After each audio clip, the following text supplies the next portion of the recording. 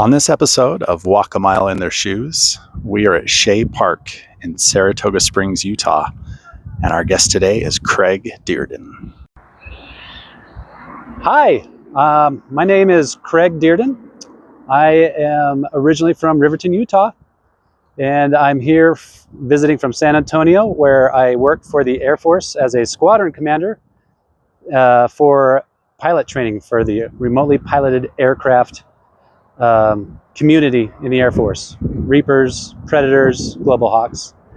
And I'm actually here visiting to see my oldest nephew get married.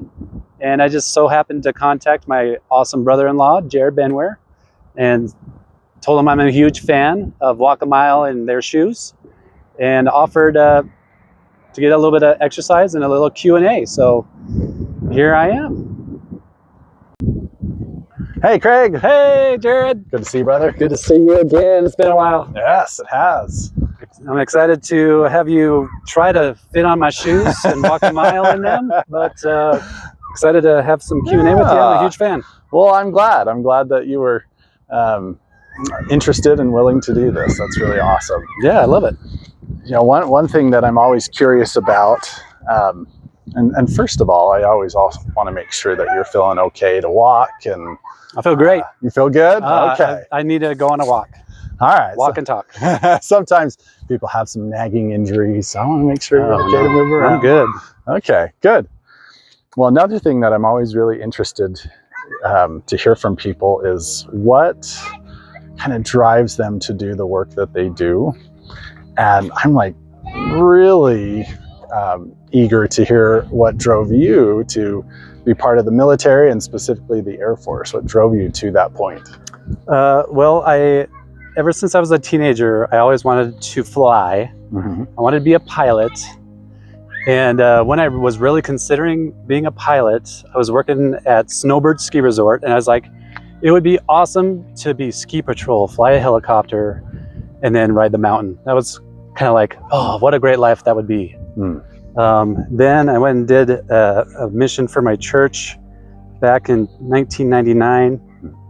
And I was stationed, or I was in an area at Warner Robins Air Force Base, Georgia, at the exact moment 9/11 happened. Oh, wow.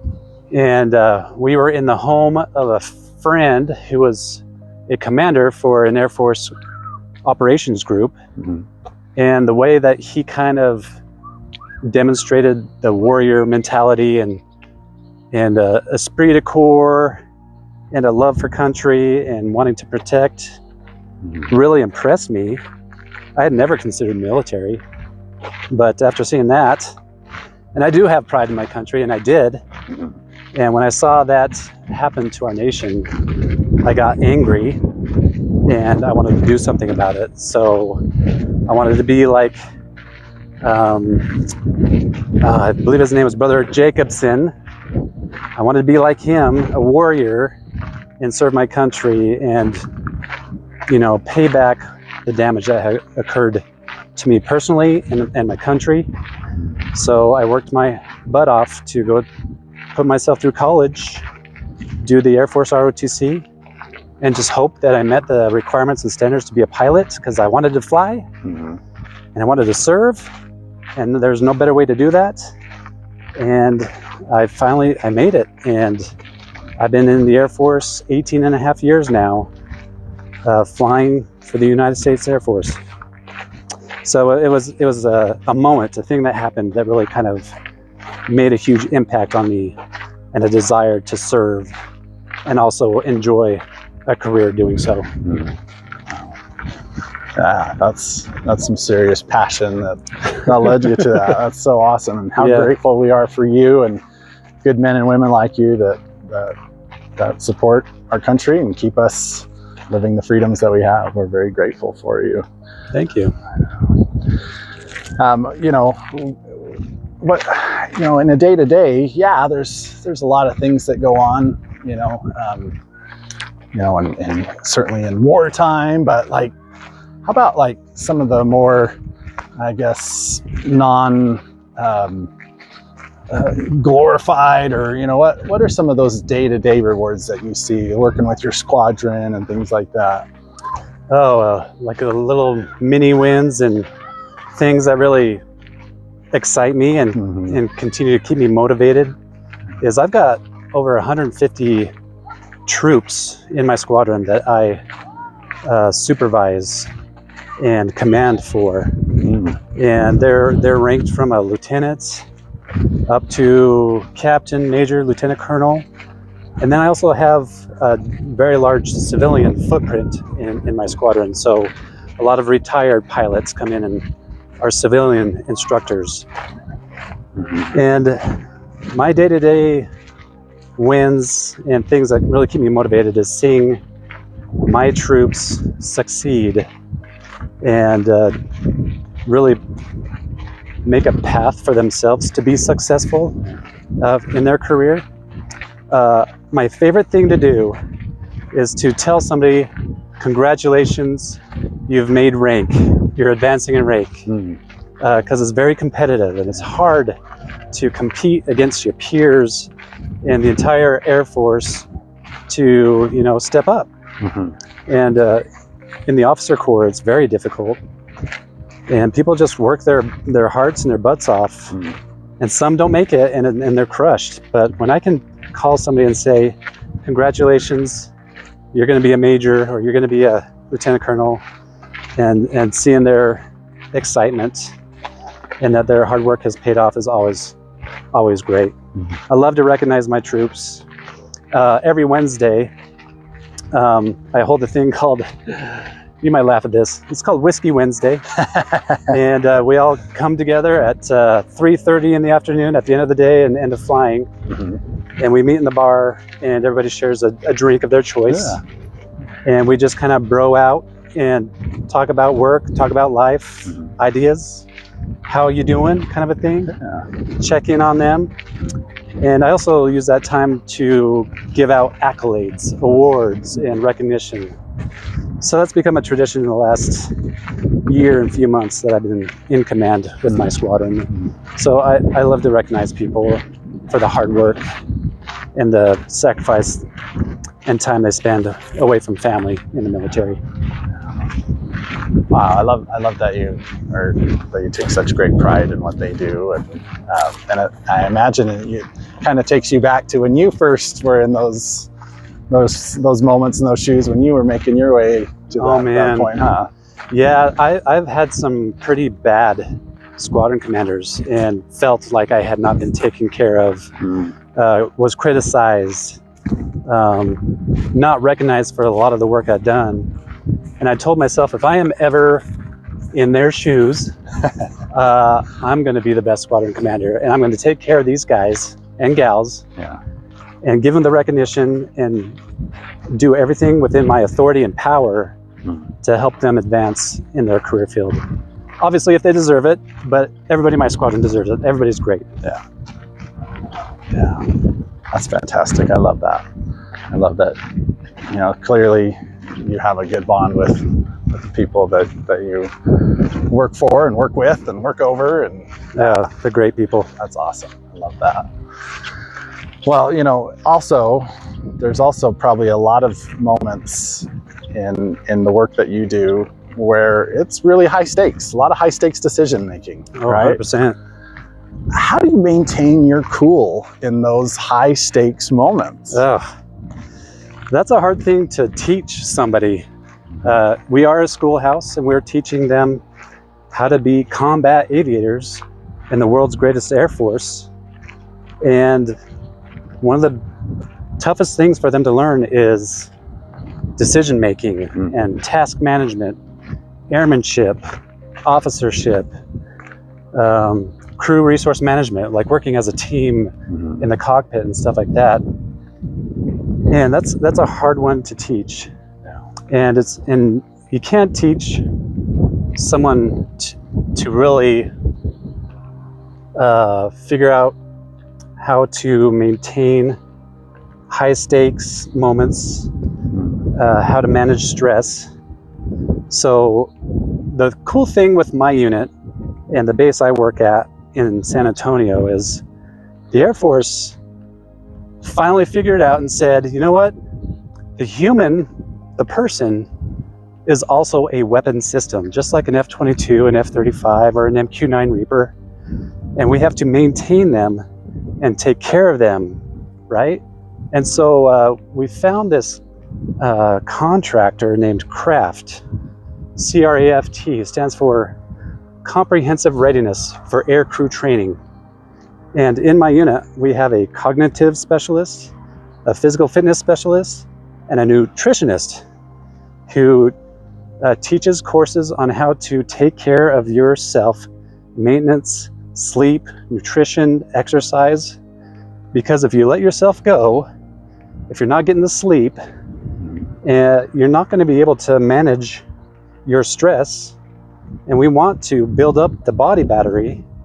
So when you're in high stakes training or in actual combat environment, executing a mission, your body battery is high, you're well rested, great nutrition, and you're fit to manage this kind of stress, then you are that weapon system and you'll be effective.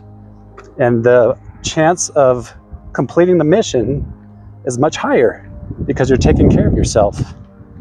So that's kind of one of the things that we're doing right now in my schoolhouse, is we're kind of giving them an opportunity to learn these things from these specialists, apply it in a high stress simulation and training, and then we see how they do. And I would say 97% of our students graduate and complete with high honors. Much higher than it was before using CRAFT. What was something like that around when you were first coming up through the ranks? No, man. So I went to pilot training in 2007, and my wife Jackie was pregnant with our second child, and I had to give all my bandwidth to study. Went at home and study, went at work, training to be a pilot, and they did not have CRAFT. They didn't really think back then that we were like a weapon system, and how do we really take care of this person? All we care about is producing more pilots for the Air Force. And that was a hard time of my life, and probably one of the most difficult training anybody in the Air Force goes through is pilot training.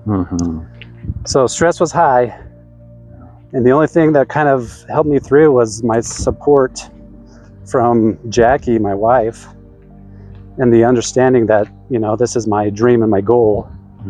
And so she did sacrifice a lot of time being a single mom with, you know, her husband in the corner studying, her changing diapers and feeding and getting them all to bed. If I didn't have that support, I don't know how I would have made it through. Sleep was very important. Sometimes I would have to sleep in the other room because the babies were crying and sleeping, but she stood by me and helped me all through it. So shout out to Jackie. Way to go, Jackie. I love that you brought up just like the people in your life and how important they are in a job like that, and just the overall health. You know, getting enough sleep, you know, good physical health, good mental health, and I love that they're focusing on just the whole person. They are now, and it's good, and it's nice, and it's very effective. Yeah, that's awesome. Well, with all the progress they've made, you've certainly seen a lot of that progress, and I'm guessing you probably have some ideas of yourself.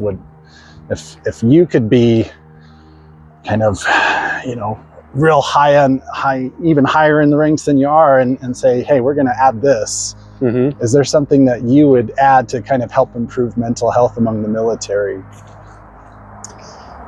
There's a stigma and a taboo when it comes to mental health in the military, and especially in the pilot community and the remotely piloted aircraft community, where we are constantly working in a high stress, high ops tempo, top secret environment. And if the stigma is that if you go to mental health, that you become unable to fly. And some people may think it may impact their security clearance. So a lot of people in our community will hold back and do their best to avoid saying, hey, I got this problem. I'm experiencing anxiety or depression or burnout or something like that. Because if they do that, it's going to impact their career. So they think. And so you see a lot of people reach burnout because they're not talking with anybody about it. If I had my way, I don't know how I would do it, but I would do better at messaging to our troops that your mental health is just as important as your heart health, your lungs, your GI, all the stuff. So it's just another organ. And if you don't take care of it, you're going to really bring yourself down. And then you're going to be a negative impact on the mission, right? And so the messaging needs to come out that you need to talk about your mental health. There may be a period where you don't fly, but we have methods to rehabilitate and help recover, just like you do when you sprain your ankle and you go to PT. We have ways to make you better and get back on track and then continue to move forward. So it's a messaging thing that really needs to be received by people, because the perception is right now, if I say anything about my anxiety, I'm toast for my career. So that needs to be fixed. And maybe it's through craft or more training or briefings. But then the average military person will be like, I'm always having briefings and training. So this is just another one. And they might just kind of like not even pay attention. So we got to be strategic and smart on getting that messaging out.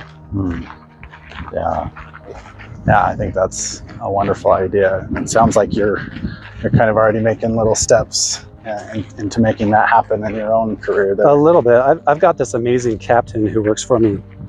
He's probably got about 19 years in the Air Force. He was an enlisted sensor operator on MQ-1s, MQ-9s. And then he commissioned and became an officer. And then he was a Reaper and a RQ-170 pilot. And this guy was a rock star. He was an amazing pilot, and he did so much for our nation, eliminating terrorists. So he saw a lot of combat, saw a lot of things, and it really impacted him mental health wise. He was just kind of done and sick of war, and he did something amazing. He raised a white flag, took a knee, and went to his leadership and said, I need help. And what did they do? Is they got him help, and he got better, and he got on a program, and now he's one of my best instructor pilots. This captain built on his own accord a mental resiliency 1 hour-long course using his experiences to help prepare these young lieutenants and young aviators as they move from training to actual combat ops on how to manage stress, high stakes moments, decision making, and to be able to go home and kind of leave work at home. Leave work at work and go home and maintain good mental health. And that has been received very well. In fact, the Air Force in general is looking at his course to maybe reach out to other communities. Wow, I love that bravery that he exhibited. That's awesome, and it's making a change. Yeah, that's so great. It just takes one person just to say something. That's right. Well, thanks for sharing that. That's an awesome, inspiring story. You've mentioned kind of already about the emphasis on the whole person and just all the aspects of health as one.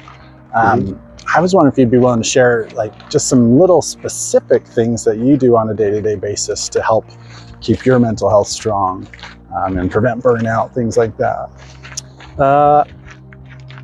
I will say, and I tell this to some of the guys who work closely with me in my leadership team, is delegation. Delegation does not mean you're lazy. It doesn't mean you're not a leader. It means you're using the right people to fix a problem or complete a mission or a task, right? Yeah. Right. I cannot run a squadron all by myself. I will absolutely reach burnout. So I delegate as much as I can, but not too much that they get burnout. But I'm strategic and smart, and I know people's strengths, and I pass off tasks and suspenses to my troops. And they're so good that they always meet those suspenses, and we're always on mission, on track. So that helps me at work. One of my traditions in the last few years is, after a long day at work, stress, meetings, staff meetings, hours and hours of meetings, emails, the thing that helps me when I come home and decompress is I cook. I've become, that's become one of my biggest hobbies, is coming home and cooking for my wife and my kids. A lot of people are like, why isn't Jackie cooking? I'm like, I won't let her. This is how I decompress.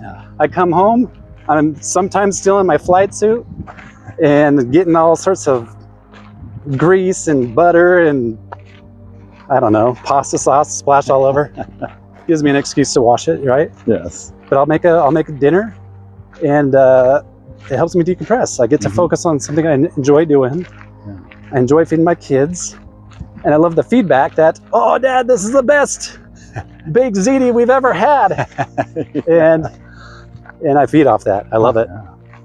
And then I just hang out with the family. I don't talk too much about work at home because I kind of want to just leave that over there. But if Jackie asks me how was work or what'd you do today, I'll talk about it. I'll talk about the tough things if I can. And, just talking about it is helpful too.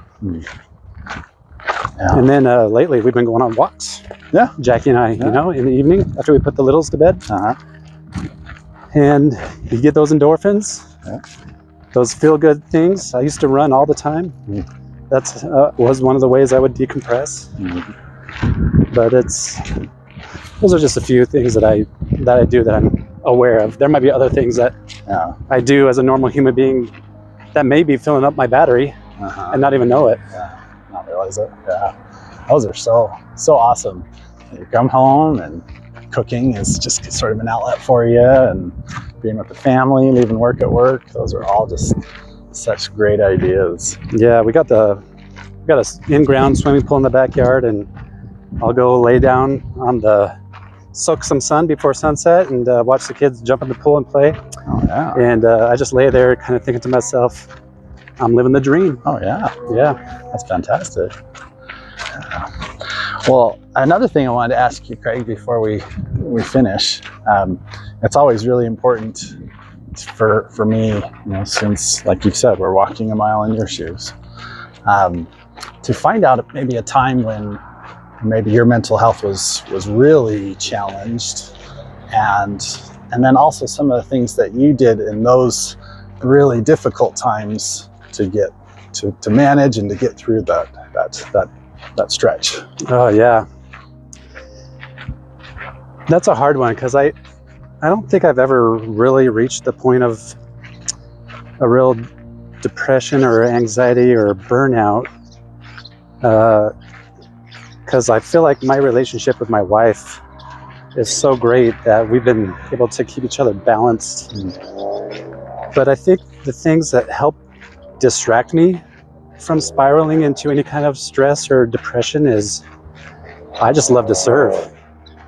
And so, like, if there's somebody who needs something or needs help, I will go do that.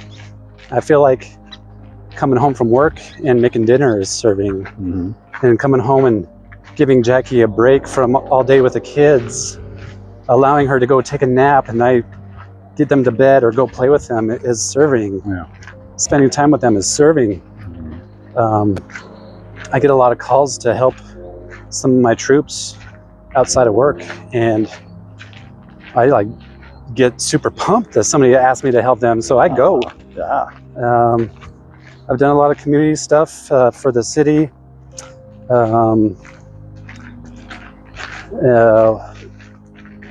But there's never been a moment where I've been really spiraling, but I have had people close to me who have been in a deep depression or experiencing high anxiety.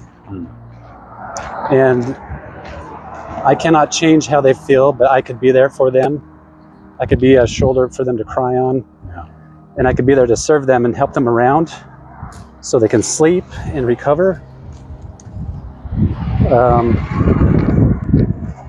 But having been in my career field and being surrounded by people who go through hard times, I feel like I have a checklist. So when that time comes, if that time comes, where I get into a deep depression, I think I know exactly what I would need to get better. Yeah.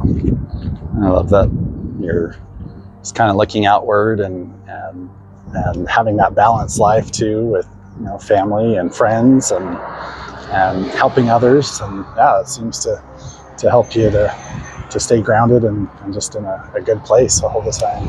Yeah, absolutely. You talk about being grounded. I believe a lot in energy, positive energy, negative energy. Yeah. And sometimes you're just feeling so negative or down for whatever reason. But if you actually come out and you walk barefoot in grass or in the dirt, you're grounding yourself to the earth. And there's a literal charge exchanged between you and the earth, and you actually feel better. I talk to my troops about this sometimes too. I'm like, have I ever walked past you in the hallway and you said hi and I didn't say anything back to you, or like give you a funny look face or something like that? And it was like, no, not really. And this one dude raises his hand and said, yeah, I said hi to you one time and you didn't say anything. I was like, oh, I'm sorry about that. How did that make you feel? He's like, I felt like crap. I thought you were mad at me. And I was like, I was not mad at you. But guess what?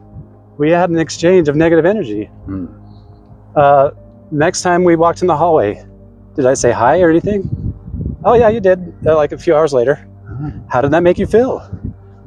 Made me feel a lot better because I really thought you were mad at me. And I'm like, positive energy, man. Yeah, a smile, a handshake, a how you doing can really change how somebody's feeling. And so I try my damnedest to be as positive as possible at work, and try to, I guess you could say, be viral in that positivity and help the climate, help the environment in the squadron. And it helps if there's somebody who's getting burnt out. Yeah. Wow, that's awesome. I love that. I love all the positive energy and how easily it can be sensed, and easily when it's withdrawn, how easily it's noticed. Yeah, it's real. Yeah. I mean, it's crazy. That's awesome. Wow. Well, Craig, we're a little over a mile.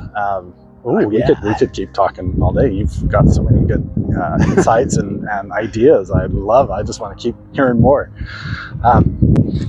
So as we wrap up, I want you to think about that one person who is struggling. Maybe they have a whole lot of negative energy around them right now, and they're struggling to hang on. I want you to address that person and maybe provide some insight of your own to that person. Yeah, I mean, I may not know what this person's going through. I may not change their mind, or I may not make any influence on said person. But I would just say, you know what? Be positive.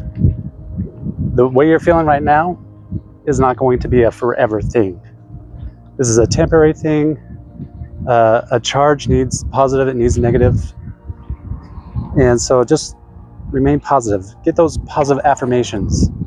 When people pray to whatever God they believe in, that is positive affirmations.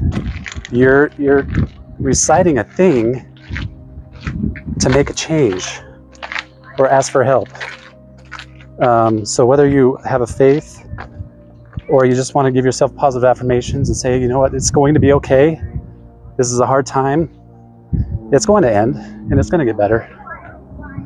And just seek somebody who you love and trust and talk to them. There's no risk in seeking help for this organ in your head. Just like I would seek help if I was having a heart attack. There's no risk in seeking help. I love that. Thank you very much for sharing that. Well, Craig, thank you for letting us walk a mile in your shoes today. Oh, I appreciate it. I appreciate I loved you. every minute of it. Yeah, thanks a lot, my brother. Have a good one. You too.